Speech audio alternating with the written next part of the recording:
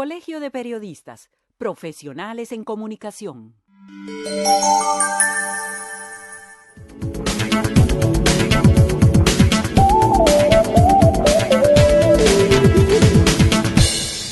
Un agradecimiento especial a la mesa de trabajo del adulto mayor por permitirnos a mi compañera Ana Isabel Gardela y a mí estar aquí presentes en este conservatorio. Gracias a Gabriela, gracias a Carlos Domi por todo el seguimiento que nos dieron para conquistarnos y que estuviéramos aquí ahora.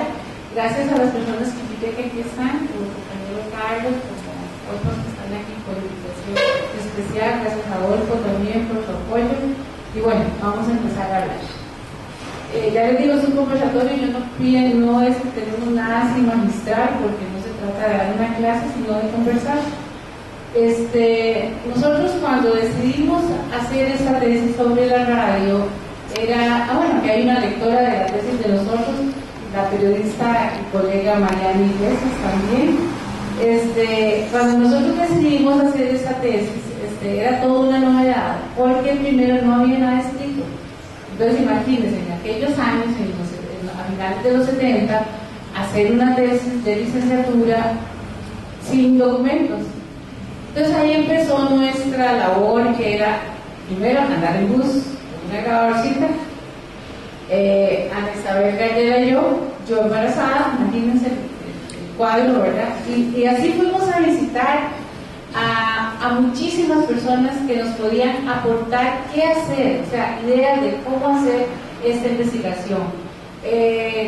Con la grabadora, con una máquina de escribir, y Ana Gardela escribía muy bien a máquina, yo no, pues ella era la encargada de hacer todo, hoja por hoja, muchos papeles, muchas horas, incluso pleitillos entre las dos, ¿verdad? Porque eso es muy que estar tanto rato juntas y haciéndolo a mano, ¿verdad? Es que ahora todo el mundo piensa en la máquina, en la computadora, en internet, y nosotros no, nada. Don Eladio Jara, aquí presente, que es un honor que también esté aquí. Don Eladio, fuimos a visitarlo, fuimos a visitar a don José Tassis, fuimos a visitar a don Francisco Montero, y él nos decía, vayan y entrevisten a tal persona, vayan donde don Ramón Obón, que está muy malito, vayan antes de que se muera, nos decía.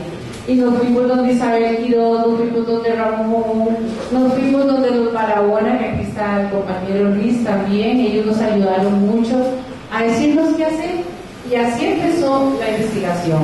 Fuimos a la casa de don Amado Céspedes, donde doña Lidia, ella nos enseñó la NRH, que era la primera emisora en Costa Rica.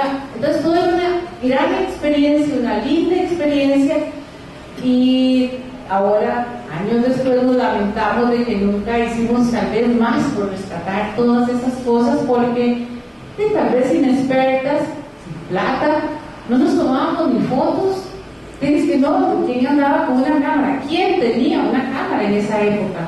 Nosotros no teníamos, entonces no nos tomábamos fotos. O sea, estuvimos en la primera emisora, que estaba toda desvencijada ya, nos sacaban todos los documentos, pero no teníamos una cámara. Pero yo les cuento, ni siquiera nos sentíamos mal de no tener una cámara, porque no pensábamos que era necesario. Estábamos tan contentas con las entrevistas que eso era todo lo de nosotros. Teníamos una directora de tesis, que era una persona, lástima que no está aquí, una persona que nos exigía y nos decía, qué importante lo que ustedes hacen, qué importante, hagan más entrevistas, pasen las entrevistas, eso es un documento histórico, claro, el historiador. Y entonces eso nos iba motivando día a día para continuar con nuestra investigación. Les cuento que yo no me acuerdo ya cuántas entrevistas hicimos, pero eran cassettes, ¿verdad? Cassettes, y después pasar, ¿verdad? Después volver a visitar a la gente. Yo me acuerdo que don José Tassis nos ayudó, don Hernando Arias. Toda esa gente hablaba con nosotros y ellos estaban tan contentos de que alguien les preguntara qué era lo que había pasado en aquella época, ¿verdad? Después nos daban documentitos chiquititos, pero nos decía, por favor, no los devuelven, ¿verdad? Cuando estuvimos con doña Lili en la radio, ella nos mostró todo, y nos mostró la radio, nos mostró que en esa época todavía funcionaba, pero ya no transmitían. y ella y el hermano estaban con problemas de herencia, porque no sabían a quién iba a tocar la casa, ya don Armando recientemente había fallecido. Entonces, lastimosamente, la emisora pues no volvió a funcionar, y yo creo que hasta se perdieron todos los documentos, sinceramente no sabemos, pero nos lamentamos, y creo que eso sí es una cosa muy fea, que no le pusimos más ganas para salvar esa emisora, que si lo hubiéramos hecho, a lo mejor estaría en un museo o en ley, no lo hicimos. O sea, ahí las dos tenemos una mega culpa de no haber ayudado a salvar la emisora que sí conocimos. Bueno, para hacer un poquito de historia, ya todos hemos oído hablar de las Hertzianas, de Marconi, de Frederick Collins, que en 1900 se hizo la primera transmisión donde se escuchó una voz a 8 millas de distancia, y eso fue el inicio de la radiodifusión. O sea, el tipo escuchó su voz y entonces ya se dijo, este es el inicio de la radiodifusión. En Costa Rica, los orígenes de la radio se remontan a 1910, cuando un profesor del Colegio Superior de Señoritas, don Fidel Tristán, hizo la primera transmisión después de experimentar entre el Colegio de Periodistas y la Escuela Normal de Heredia. Entonces, imagínense la fiesta que hizo don Fidel con sus estudiantes y con sus amigos de haber logrado esa transmisión. Eso se considera el inicio de la radio aquí en Costa Rica. Él enamoró a don Armando Céspedes a que se entusiasmara con estas cosas. Y así fue como este gran hombre, don Armando Céspedes, luego de estar reunidos con don Fidel y de hacer experimentitos y alambres y cositas, empezaron a todavía hacer más experimentos, pero ya un poco más formales. Don Armando Céspedes había trabajado como telegrafista, entonces tenía esa experiencia. Él había ido también a Nueva York y ahí había conocido, yo no sé si personalmente, no me acuerdo si nos lo dijo o en algún documento, no me acuerdo, conoció a Tomás Alva Edison, conoció lo que estaba haciendo, y se encontró aquí en Costa Rica con una publicación del Miami Herald que tenía el esquema de cómo hacer una radio. Entonces don Armando dice que él trató y le copió el esquema que había hecho Tomás Alva Edison, y así fue como hizo su primera emisora aquí en Costa Rica, desde luego en onda larga, era la NRH, Heredia, Costa Rica, y así tuvo su primera emisora. Para comprender la importancia, yo creo, de esta emisora, hay que pensar qué había en el mundo. En el mundo había 4 emisoras, nada más. La de Schenectady, de Nueva York, la Pittsburgh de Filadelfia, la BBC de Londres y la Eindhoven, no sé cómo se pronuncia, de Holanda. Solo esas 4 emisoras, poderosas, con torres a la orilla de los lugares más propicios para hacer las transmisiones. Y estaba la NRH en Costa Rica, que tenía una potencia de apenas 7,5 vatios.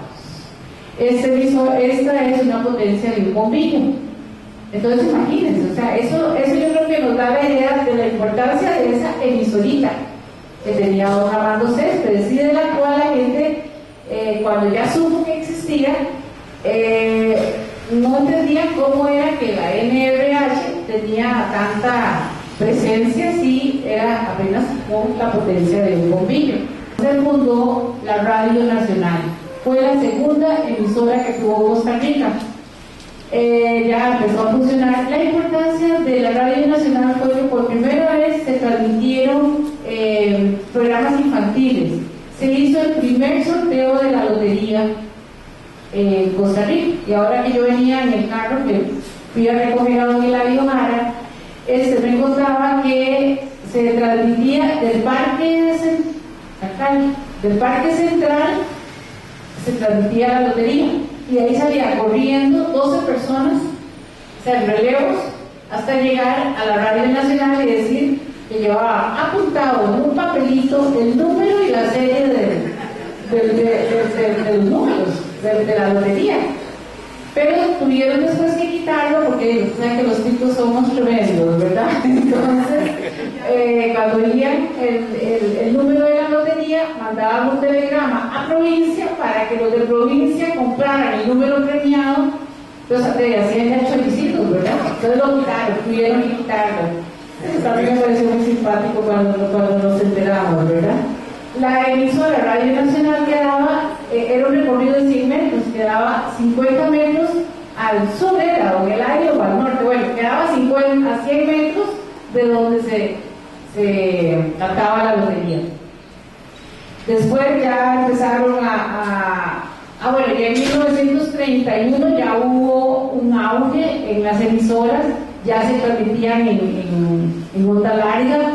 Se inscribieron o se fundaron 42 emisoras, unas aparecían, otras desaparecían, pero lo importante es que también el gobierno ya empezó a ver la importancia social o el impacto que tenían las emisoras e hizo el primer reglamento para emisoras inalámbricas. ¿Qué fue ¿Cuál es la importancia de este primer reglamento? La importancia fue la censura. Ahora estarían fascinados de leer este reglamento que fuera actual. Imagínense que prohibía los comentarios en contra del gobierno. No se podía hacer ni convocar a nada que desestabilizara la paz social. No se podía criticar en lo privado a nadie. O sea, imagínense qué maravilla para ciertas personas que eso todavía existiera. Incluso se aplicó la censura por primera vez en 1939 contra 2 emisoras. Don León Cortés lo hizo, pero suponemos que recibió presiones de otras personas y entonces, a pesar de que la prohibió, o sea, a pesar de que hizo censura porque estaban dando informaciones que iban en contra del gobierno, rápidamente reaccionó y quitó la censura, don León Cortés. Pero bueno, luego vamos a luego otras cositas que nos llamaron la atención fue, y que bueno, que vienen en ese trabajo, al aparecer tantas emisoras, al aparecer tanto auge de las emisoras en los años 30, también empezó la creatividad de los dueños de las emisoras, porque tenían que asegurarse que el público no cambiara de dial. Entonces aparecieron, por ejemplo, en Almatica, aparecieron las radionovelas, los radioteatros, y don Eladio, aquí presente, fue un joven en esa época de 16 años que trabajaba como locutor. Entonces imagínense, qué bonito tenerlo aquí. O sea, don Eladio está aquí con nosotros y él era locutor y actor de los radioteatros de la emisora Almatica. Nos decía cómo en todas las salas de las casas costarricenses había, bueno, no en todas, tal vez en algunas, un radio y toda la familia alrededor para escuchar después de cierta hora los programas, las radionovelas, los radioteatros, ¿verdad? Entonces, es un mundo diferente al que nosotros vivimos. Yo creo que todavía los que hay aquí gente joven, pero todavía en mi época yo escuchaba Cuquita, Lalita y su mamá antes de dormir, un programa que daban a las 6 de la tarde, Doña Choque y Don Tranquilino. Son programas que nosotros nos ponían a escucharlo, éramos carajillos, y nos ponían a escucharlos y eso ya significaba que después de que terminaban a dormir. ¿Verdad? Entonces, imagínense todavía antes de mi época lo que era la importancia de la radio y de los programas. También los cuentos infantiles. Entonces, esa creatividad surgió por competencia, ¿verdad? También en Radio Nacional surgieron los primeros avisos comerciales. Entonces, el nacimiento de la publicidad fue por la radio también, ¿verdad? Entonces, yo creo que todos estos datos son muy importantes porque eso ha hecho lo que es la radio actualmente, ¿verdad? Y también en la política, cómo era que se involucraban las emisoras, cómo apoyaban a un candidato a presidente, cómo llegaban y le cerraban las emisoras para evitar ese apoyo. Buenos días, yo también quiero agradecerle a todos los que nos están acompañando hoy aquí en especial a Gabriela, a Carlos, a Adolfo Vela, a todos, Nora Ruiz, que la veo por aquí, todo este grupo de compañeros, de Eduardo, de profesores de la UBA, gente de radio que hay aquí con mucha experiencia, muy conocedores, a don Hilario Jara, por supuesto, que es y a José Francisco, que nosotros tuvimos el honor de entrevistar a su padre en esas emisoras que hicieron historia, hicieron escuela en el país. Yo voy a hablar un poquito de que Lupita ya lo inició, el tema de esa participación de costarricenses en programas de radio. No solamente empezaron radio aquí a difundir noticias, a veces muy locales, a veces internacionales también, sino que también se preocuparon muchísimo por programas de entretenimiento. Y así surgen los radioteatros, así surgen las charlas, así surgen las novelas. Y programas que fueron organizados ahí mismo, ¿verdad? Actores muy buenos como Isabel Quiroz, que llegaban ahí, que hacían la representación. Así surge también esos grandes comediantes como lo fue, que ya esa a lo mejor sí la conocieron muchos de ustedes, Carmencita Granado, Rapera, la famosa Rapera, que más de 40 años transmitió sus programas, y la oímos ahora todavía nos gustaría. Eso surgió ¿dónde? En la emisora Nueva Almática, desde 1935. Empezaron todos esos programas. Un hecho histórico que aquí es, al menos lo deben haber oído nombrar con su nombre, que la gente llamó el almaticazo, y que se dio en Radio América Latina. Resulta que desde esa radio se iba a realizar, o se pensaba realizar, un golpe de Estado. En la emisora se escondieron armas, se escondieron dinamita, y desde ahí iba a partir, estamos hablando del 24 de junio de 1946. Y ese grupo reunido en Nueva Almática iba a encabezar una rebelión contra el gobierno de los picados. Y entonces, y desde ahí el gobierno, por supuesto, se da cuenta, y resulta que en un momento dado que les manda a la policía, detienen a gente, hay una balacera, hay un ataque directo, matan a un señor de nombre José Almerich, supongo que era muy conocido, detienen a un grupo grande, hay gran cantidad de heridos, y detienen a gente como de cierto renombre, como lo fue el profesor Roberto Brenes, como lo fue doña Ana Rosa Chacón, como lo fue Jorge Celedón, Edgar Cardona. Y bueno, ahí llega el asunto, porque la radio, por supuesto, fue censurada. Después el mismo presidente llega y bueno, se dice un poquito. Igual pasó con Radio Tania, de don Rafael Sotena. Digamos que un grupo opositor a los picados también quiere organizar una revuelta, digámoslo así, e igual un grupo que se llamaba las Brigadas de Choque, que era una organización revolucionaria integrada por simpatizantes del gobierno, llega y destruye la emisora, destruye todas las instalaciones, se las echan abajo.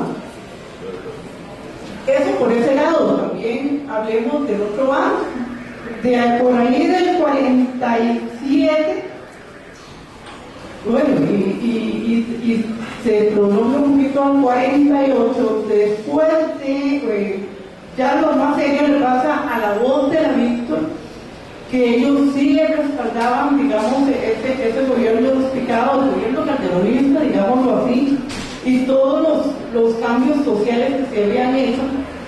Esa gente se ve igual, después de la guerra del 48, sufre constantes amenazas, constantes presiones, y realmente lo obligan a cerrar la emisora. Igual se da con otra emisora que fue muy importante en esa época, que se llamó Ecos del 56, que tenía como directora a Manuel Mora Valverde. Por supuesto que después de la revolución, después de la guerra civil, y en el exilio de don Manuel, igual a la radio la mandaron al exilio también. Igual ocurrió con otra radio que se da por ahí, y bueno, que se llamó Radio Panamericana. Igual tratamiento de alguna manera recibe, y hay ciertas presiones y la radio tiene que cerrar. Imagínense, la ley Mordaz y todo eso ha funcionado desde hace mucho tiempo. Ya un poco cercano a la época nuestra, se da el caso de Radio Noticias del Continente. Algunos de ustedes deben recordar. También se dijo en esos días que nosotros estábamos haciendo la tesis de que hubo presión gubernamental, instituciones aquí, para que se acallara, porque la verdad se decía que tenía una ideología socialista, había nacido después de la revolución sandinista, tenía alcance, mucho alcance, y de alguna manera la radio se ve obligada a cerrar. Así es que llegamos, digamos, a cuando nosotros cerramos la tesis, que ya fue en los fines de los años 70, podemos decir que en ese momento existían 119 transmisoras de radiodifusión sonora, que existían 59 emisoras en onda corta, 10 en onda media, 10 en onda corta y 50 en frecuencia modulada. Ya el Estado tenía una, que había otras de la Iglesia Católica, la mayoría eran de empresas privadas, pero había también unas con transmisión muy local. Como ya sé que el tiempo se me acortó, quiero decirles que hay algo que para mí ha quedado siempre muy claro, y es que lo utilicé una vez en una exposición, en un trabajo que hice fuera del país, que yo les dije: la radio llegó para quedarse. La radio surgió, y cuando hubo, con grandes limitaciones tecnológicas, pero pegó. Cuando hubo inventos nuevos, creaciones nuevas, como fue la televisión, la gente dijo: el auge de la televisión mata la radio. Y miren, no la mató. Se volvió, en vez de aquellos aparatos enormes, se fueron achicando, la gente a hacer fincas, bananeras y fincas de trabajadores, no eran radios pequeños, y la gente oye los programas. En la actualidad puede haber cualquier tipo de cosas en las redes sociales, en la televisión, y esto, el otro, y la radio tiene su amplio lugar en el mundo, solo aquí. En la radio, por eso les digo, llegó para quedarse. Muchas gracias.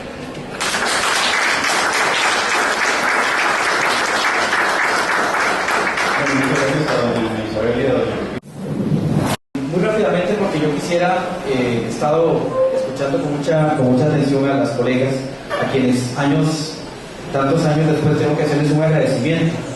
Un agradecimiento porque si habiendo la tesis de ella, tardé 8 o 9 años en hacer mi tesis, si no hubiera existido la tesis de ella, no me hubiera quizá aún lo estaría haciendo, ¿verdad? Porque realmente en mi trabajo lo dejé muy claro, siempre fue una tesis precursora, una tesis que abrió brecha, hicieron lo que en la escuela nadie se había propuesto hacer, y por eso les agradezco, porque recogieron mucha de la información que después yo retomé de otra manera. Pero bueno, la escuela no permite, y Carlos aquí, que fue mi lector de mi tesis, no permite cosas repetidas, ni remakes, ni cosas así, ¿verdad? Entonces hubo que plantear hacer algo nuevo. Entonces, en ese marco, yo me propuse a lo máximo que fuera posible tratar de un poco la misma historia que ya estaba, ampliar un poquito los años, precisar tal vez algunas fechas, algunos elementos, aportarle grabaciones. Es decir, tratar de hacer el rastreo y recolección de grabaciones en lo que se pudiera. Entonces, en la tesis lo pongo es plantear, buscar entre basureros, buscar entre lo que nadie tiene organizado y nadie le importa, y dice, eso tengo que un día eso digitalizarlo, o eso se está perdiendo, pero entonces démelo, démelos, pueden permítanme, yo lo hago y te doy su copia y yo me la dejo. En ocasiones ni volvían por su copia, y la mejor prueba es que por ahí tengo unos documentos que compartí con don José Francisco, unos documentos de los años 40 de la Asociación Nacional de Locutores, que fue un fenómeno interesante, abro un paréntesis allí, porque fue una fórmula de organización, es decir, cuando entendemos la radiodifusión o cualquier actividad como un fenómeno organizado, ya evidentemente hay situaciones gremiales, gente que defiende lo que le pasa a esos locutores. Entonces ya en los años 40, 50 ya había una Asociación Nacional de Locutores que tenía, se transformó en sindicato, que hacía luchas por que le pagaran fuera lo que merecía. O sea, ya el gremio de quienes ejercían la radio, y es otro factor que es lo que cohesiona la radio, no solo en la cuestión de los empresarios de radio que ya tenían su ley y toda esta cuestión, sino desde el punto de vista de quienes hacían la radio. Entonces había discusiones, inclusive se ve que aceptar extranjeros o no en esa posición, o había discusiones de que si cuántos años de ejercicio para permitirse, que si habían golpes, que si habían todo ese tipo de cosas, ¿verdad? Un poco lo que pasa al colegio de periodistas también, ¿verdad? En las mismas discusiones. Pero bueno, en ese marco yo quisiera escuchar, más bien improvisar, como es un poco la radio, tratar de cambiar el guión que yo tenía, producto de como las colegas han arrancado, porque Anita Gardel acaba con el tema político, que es realmente muy interesante. Estamos en campaña política, la verdad es que estamos en un contexto más amplio, y yo quisiera escuchar y compartir con ustedes algunas grabaciones de la época que nos van un poco tal vez para ilustrar cómo era el momento. Solo quiero añadir un detalle antes, y es que a mí lo que decían las colegas de que se morían las fuentes, perdón que lo diga así, a mí me ocurrió con Carmencita Granados, precisamente cuando pude ser becado en España. Me fui y sabía que tenía esa grabación pendiente, que tenía que hacerla, y la había pospuesto y ella no podía y demás. Y entonces cuando estaba fuera del país, y me comuniqué en ese momento con mi compañera aquí en Costa Rica, pero fue inmediato. Me dice, nene, ¿sabes quién se murió? Y yo no me digas, Carmen Granados. O sea, lo tenía que ¿verdad? Y lo sentí porque había materiales, por supuesto, ¿verdad? Pero ya sentí dónde se me moría esa fuente, y era trabajar un poco contra el tiempo, porque no sabía que entre lo que uno se tardara en entrevistar a alguien es lo que alguien lamentablemente, o bien, que es también lo que puede ocurrir, que las personas no van precisando datos, van perdiendo memoria, se les confunde ciertas cosas, hay que hacer varias sesiones con una misma persona, un día dice una cosa, otro día dice otra, entonces hay que decir, bueno, pero fue en tal año, fue en tal año, o es que tal libro dice tal cosa, ¿verdad? Ahí confrontando con libros como los que produjo Eladio Jara, que en eso también han producido libros que fueron muy valiosos para nuestro trabajo.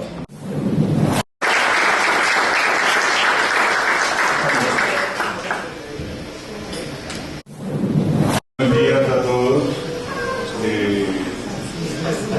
Me ha tocado a mí cerrar este ciclo de ponentes, y voy a ser el peor de todos. El anuncio de antemano.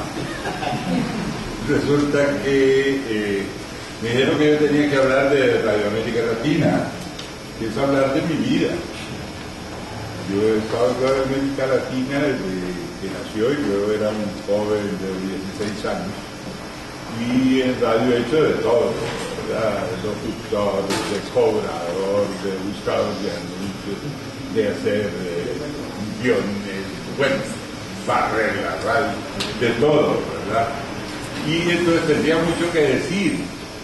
E incluso en el curso de estos años ha habido esas actividades. Ahora que hablaron de Radio Noticias del Continente, por ejemplo, pues yo fui que inventé Radio Noticias del Continente y la hice con los montoneros. Después, bueno, hay que contar esa historia en detalle porque todo se echó a perder después. Pero entonces yo pensé, hablar de Radio América Latina me dan 15 minutos. Y yo estoy 50 años en Radio América Latina. Entonces, antier pensé, no, yo mejor voy a hacer gestiones ahí en el Colegio de Periodistas para que a todos los asistentes nos den una semana ahí en el Four Seasons y que vayamos ahí a hablar de Radio América Latina. Y pensé entonces, antier, un poco improvisado, por eso le digo que voy a hacer el peor de todos, un poco improvisado, de memoria, de hablar algo de la radio y de las primeras radios en Costa Rica y un poco de la radio en general. Creo que no llego en 15 minutos a Radio América Latina, por supuesto. Pero resulta que yo quería muy rápidamente resumir que si hablamos de comunicación, hay un hecho que no se sabe mucho en Costa Rica, de cuando empezó el telégrafo alámbrico. No era radio, sino era el telégrafo alámbrico, que fue en la segunda administración de Castro Madrid, ya hace sus años de este asunto. Y resulta que el telégrafo se estableció entre Cartago y Alajuela, después siguió Cartago, Punta Arenas, después Punta Arenas, Liberia, y después Punta Arenas, San Juan del Sur, donde llegaba el cable interoceánico. Y ahí entonces se conectó Costa Rica a ese cable interoceánico. Como decían las compañeras también en la exposición de ellas, tanto Lupita como Ana Isabel, en los primeros años del siglo pasado, en Costa Rica, comenzó don José Ariel Tristán con sus experimentos de radio. Ya, pues todo había comenzado un poco antes, cuando había investigaciones de los científicos Hertz y Brauer, principalmente el italiano Guillermo Marconi, que en 1986 patentó en Inglaterra su radiotelegrafía sin hilo. Se ve que ahí ese sí fue un comienzo fundamental para la radio. Había nacido la transmisión inalámbrica sin conductores y a distancia. En el año 1903 aparece en el Times de Londres lo que se considera el primer despacho radiotelegráfico escrito desde el otro lado del Océano Atlántico por el sistema inalámbrico. Sobre dónde fue la primera transmisión hay mucha complicación, hay muchas opiniones y habría que estudiar más sobre ese asunto. Les digo que esto está un poco improvisado. Estos datos que les estoy leyendo un poco los recogí hoy a las 6 de la mañana. El martes me puse yo a improvisar un poco eso de la historia.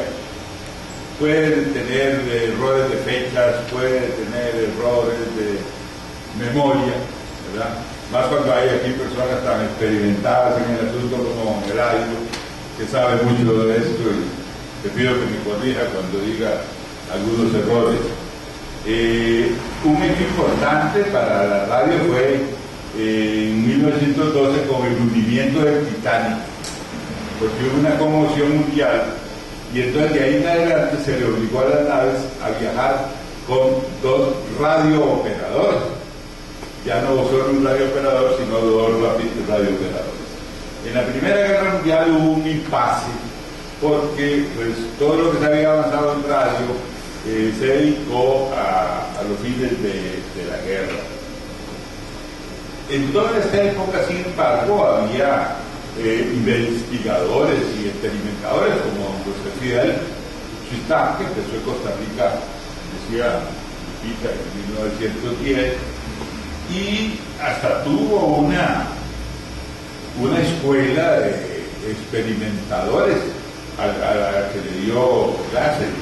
Ahí estaba un señor Montealegre, la memoria no me dio para recordar el nombre, pero yo creo que está hablando con Lupita que todo esto tendríamos que reunirnos, tenemos un poco de memoria, tal vez un poco de datos, para recorrer una historia. Que teníamos como base la tesis de Lupita y Isabel, y luego todo el trabajo de Danilo está adelantado. Yo tengo un cajón lleno de entrevistas, datos, no solo de Radio América Latina, sino de otros medios, como otros pioneros de la radio, que tengo una gran información. Y el día que me muera, posiblemente eso al cajón de la basura, si no lo aprovechamos ahora de alguna manera. Pero está ese señor Montealegre, en la escuela de don José Fidel, don Martengo, don Alfredo Zamora, un señor Montañer, papá de doña María, la esposa de don Rogelio, está el ingeniero Walter Sarcón, Carlos y Santiago Montero Berri, y un dato curioso también estaba José Figueres. Parece que estuvo como 3 meses ahí en los cursos, igual que su hijo, que hace cursos de 3 meses y ya tiene tiempo. Fue precisamente don Walter Sarcón, aquí se habló de Radio Nacional, y fue don Walter Sarcón, uno de los alumnos de don José Fidel, quien puso la Radio Nacional, que tenía los estudios en la Sabana, una casa que todavía existe allí detrás del estadio. Ahí se hicieron unas torres que se quitaron cuando se puso el aeropuerto ahí en la Sabana. Pero ahí está el Telégrafo Nacional y también Radio Nacional operando. Bueno, les decía que ¿cuándo fue la primera transmisión? Pues hay muchas opiniones. En esos tiempos se utilizaban los radios de galena, que es un mineral originario del mercurio natural de plomo, que conduce muy bien el calor, que conduce la electricidad y el sonido. Y entonces en esa década de 10 al 20, todos los radios funcionaban con galena.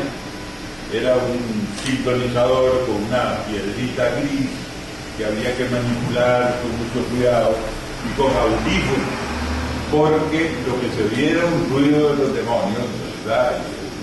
Y el sonido que se quería transmitir pues estaba confundido con todo eso, y entonces había que oír con los audífonos. Pero hay un dato importante en eso de cuál fue la primera transmisión. El 19 de mayo de 1920, don Guillermo Marconi emitió desde sus estudios en Nueva York la voz de la cantante australiana Nellie Melba. Es un dato. 61 días después, en Argentina, un grupo de experimentadores aficionados emitieron un festival sacro de Richard Wagner. El transmisor era de 5 vatios de potencia y se colocó en la terraza del Teatro Coliseo. Existe una grabación de esa transmisión. Yo la tengo. Unos amigos argentinos me mandaron un disco con esa transmisión. Como fue hoy en la madrugada que lo vi, no tuve tiempo de buscarlo, en alguna parte lo tengo. Pero en ese trabajo que ya nos comprometimos con Lupita y que invitamos a Ana Isabel y a Danilo a que veamos a ver cómo hacemos para hacer una historia de la radio bien hecha, pues va a aparecer este disco. Los argentinos dicen que debe ser la primera transmisión que se hizo en el mundo, y es de la única que existe una grabación. Ubíquenos ustedes, ¿no? Es difícil ubicar esto. Está la canción de Marconi, la transmisión en la Argentina, pero hay quien dice que la primera fue el 2 de noviembre de 1930 en la estación KDKA de Pittsburgh, propiedad de la compañía Westinghouse, que salió al aire con una entrevista del candidato presidencial republicano Warren Harding. La enciclopedia Quillet dice que el primer programa de radio fue difundido la Nochebuena de 1906 desde la estación experimental de Round Rock, Massachusetts, cuando el radioaficionado Reginald Aubrey Fisiller entonó 2 canciones, recitó un poema e hizo una pequeña charla. Colegio de Periodistas, profesionales en comunicación.